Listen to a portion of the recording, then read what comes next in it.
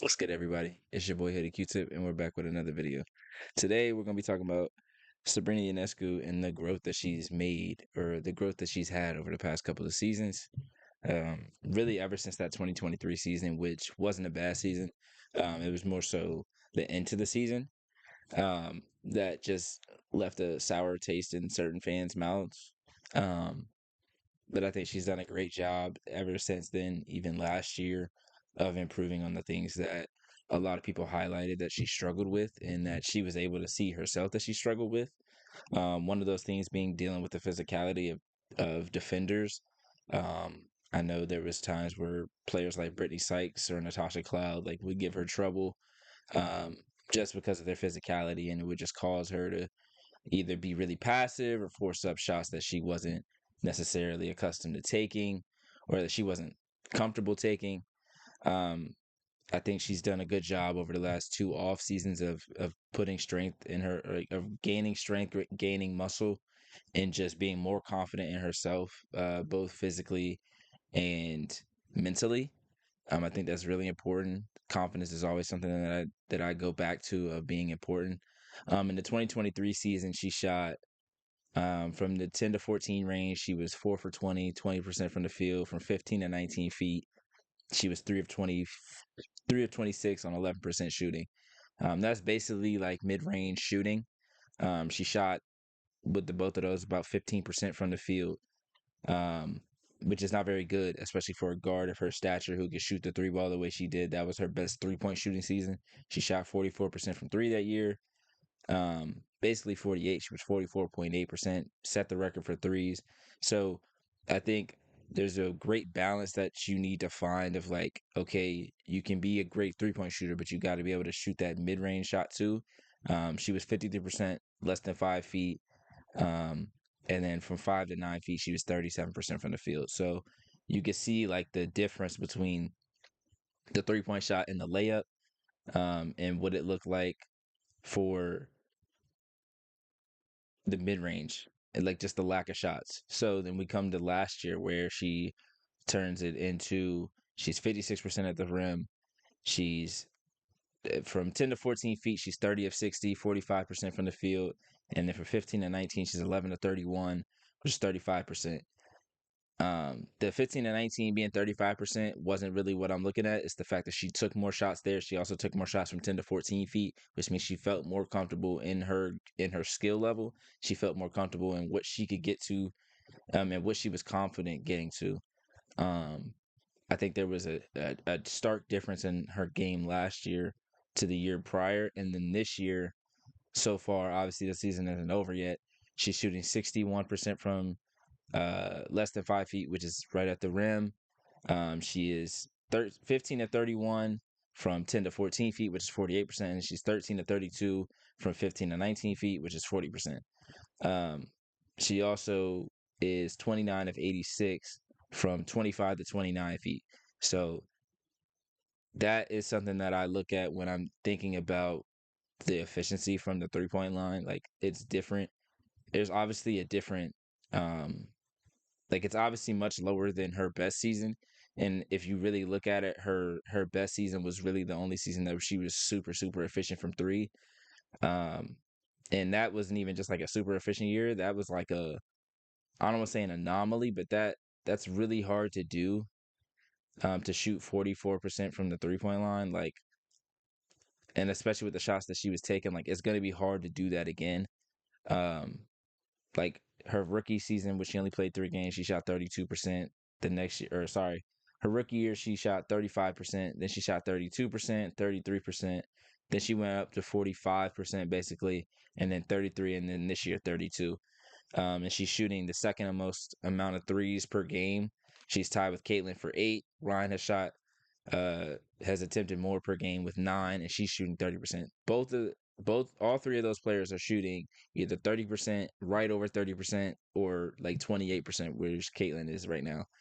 Um, for me, efficiency is important, but it's important to have context. I feel like um, the fact that she has been so much more willing to shoot the mid range, she's so much more willing to put the ball on the floor and not like demand a screen, demand a pick, to get open. Like she's able to get open on her own and with her through her own creation. I think that's really important for her growth and for her progression. I think her being the player that she became last year was the biggest piece of them winning the championship last year. Obviously, Jonquel Jones was phenomenal and ended up winning Finals MVP. But I think if Sabrina played similar to the way she did in 2023, that team still doesn't win another championship. Um, the big shot she hit in the finals against the Lynx, like, changed the entire series. Like, there are just things that she's been able to do the last 2 years that we didn't really get to see consistently her first couple of years in 2023 specifically, at least in the playoffs. It was clear that there was growth that needed to happen, and she's made those things happen, whether it be, like I said, the mid-range or her getting to the rim and being able to fight off defenders that are trying to be physical. um I do think there's ways for her to get better shots offensively. I think she's great off ball. She's always going to be a player that moves off the ball really well and is able to get spot up 3-point shots. And I think I would love to see her numbers on her spot up threes versus her off the dribble threes, and like pull up threes, because obviously those are the more difficult shots. I would guess she's around 40% for catch and shoot threes. And then depending on the distance for the pull up or the dribble three off the dribble threes, I think would tell what's the difference between that. Um, I don't know if I said what her percentages were this season from um like shooting distance. Yeah, I did. Something that I looked at that I'm always big on efficiency, but I wanted to look at how many consistent starting guards are shooting better percentages than Sabrina is right now on just field goal percentage. So the players that I chose are players that have played or started more than 10 to 15 games, or they are currently starting for the team and they look like they're going to be starters for the foreseeable future. So JC Sheldon started for most of the season, hasn't started the last uh, handful of games, but she's shooting 48% from the floor. Julie Alamond is shooting 46% from the floor. She's been starting for the Sparks since she came in. Kelsey Mitchell shooting 46% from the floor. Paige is shooting 45. Sonia is shooting 45. Alicia Gray is shooting 45. Jackie and Chelsea are shooting 43. Kayla McBride is shooting 42. And Kelsey Plum is right at 40. I think Sabrina is 39.8. So she's basically 40. But if we don't, like, her shooting splits for the season are 39, 31, 94. So, like, like, everyone knows that she's a great shooter. I think it's more so the type of shots that she gets than it is, just not being an efficient shooter. But I was curious of how many guards similar to her were shooting a better percentage. And when you look at players like, I would say Kelsey Mitchell, I would say Kelsey Plum plays similar to her. I think she plays a little bit differently, obviously, but I think those are players that, like, have the ball in their hands, shoot tougher shots, and are capable of making those tougher shots. And then Paige, Sonia, Alicia are typically going to shoot very efficient shots. Julie Alamon and JC Sheldon don't shoot a ton of shots per game, so that's something I also looked at, where Sabrina attempts the most shots among guards in the league, with 16 per game. There's not a lot of wiggle room when you play the style of basketball that she does, but I still think she's shown tremendous growth on the offensive end and the defensive end. Defensively, she's been better year after year. I believe.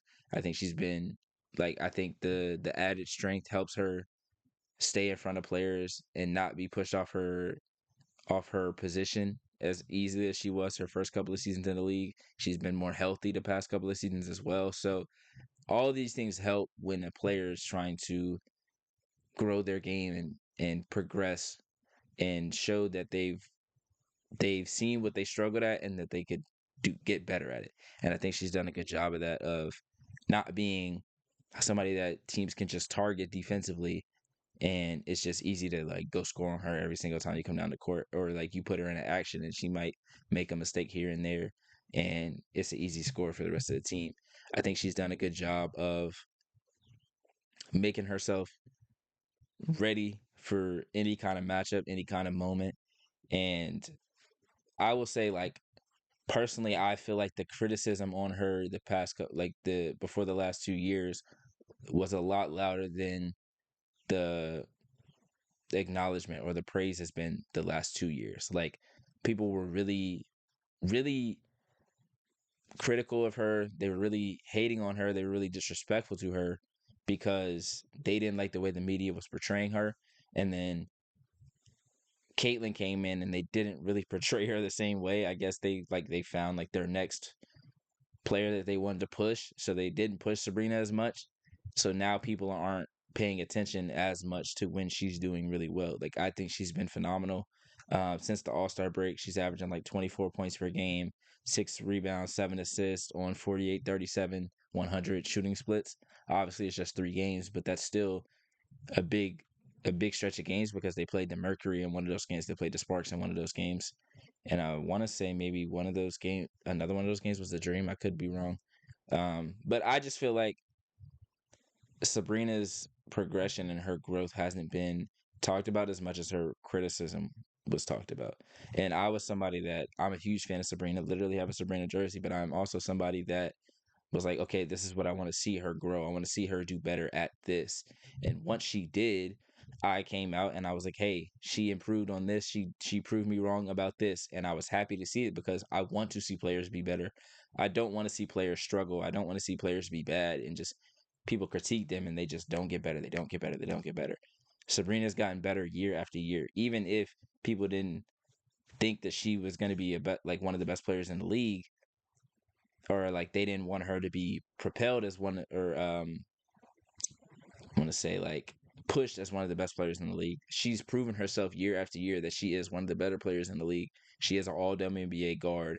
She is, I would say, last year for a good chunk of the season she was in MVP conversation. She struggled post All Star, but I think for the most part over the last 2 seasons, it's looked like her team more than it's looked like anyone else's, in my opinion. Like Stewie is probably still like that is I would say is still the number one on the scouting report, but I still think in terms of production, the last 2 seasons as a whole, I think Sabrina has been the better player in terms of production. In terms of talent and stature and accolades and all that, it's obviously still Stewie and probably even John Quell when you look at it like that.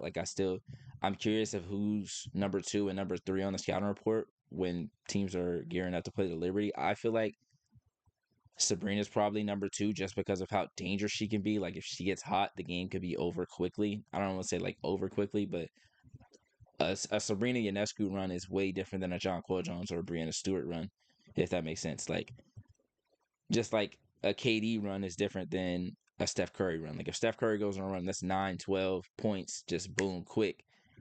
If it's Stewie, John Quell, KD, like there might be a 3 or 2 in there, but there's also probably some mid ranges, there's some layups. And I just feel like when Sabrina gets hot and when she's at her most dangerous, it's a little bit more demoralizing, and especially if they're at home in the Barclays Center. If they're in the Barclays Center when Sabrina hits a three, that crowd comes unglued every single time. Like there's just something that she just has a magic about her when she gets on a roll, when she gets hot. Like it just feels like she's not gonna miss. Very similar to Steph Curry, Caitlin Clark, players like that, like Damian Lillard, Klay Thompson, like that. Those type of shooters are so dangerous that you have to put them high on the scouting report. And when those shooters are that dangerous, they're going to shoot tougher shots. They're going to shoot further shots out because the defense is going to play them so high that you have to naturally shoot further back, or you have to naturally shoot further shots because teams are, or tougher shots because teams are going to make sure that you don't get those looks. So when I look at her efficiency, I look at it a little bit differently, but I still want to see that efficiency jump, even if it's like 43, 44, 45% from the field. But I do think it's a good thing that she's shooting really well from inside the 3 point line. It's not the 3 point line that, or it's the 3 point line that she's really not shooting like super efficiently from, but we know that she's one of the greatest shooters in the league. So I wouldn't be too worried about that, which I haven't been for the last couple of years because I know when it matters, she's going to make those shots, which she's done time and time again. So I say all that to say, give Sabrina Ionescu her credit. She's well earned everyone's respect. She's well deserved everything that she's gotten over the last couple of years. She's got the best shoe out. If you couldn't tell, I've got a bunch of shoes. Um, she's got my favorite basketball shoe out. She has been a great basketball player for a long time, and she has improved on that each year. And whether or not people want to acknowledge it doesn't mean that it's not true. Doesn't mean that it hasn't happened, because she has. She's been much better the last two seasons than she was when she ended the season in 2023, and she deserves credit for that. So, with all that being said, make sure you like, comment, subscribe. If you agree, you know ball. If you don't, it is what it is. I'm sure you'll let me know in the comments. Um, if you want to hear more, there's other videos on this channel. If you want to hear more WNBA talk, NBA talk, I've had the Hoodie and the Headband podcast on Multiplicity Media. You can also find me there. You can find me on my TikTok at Hoodie Q-Tip as well. Make sure you go follow that if you want to see pretty much the same stuff, but I do like my power rankings every week on there and things like that. So again, like, share, subscribe, comment, and I'll see you next time.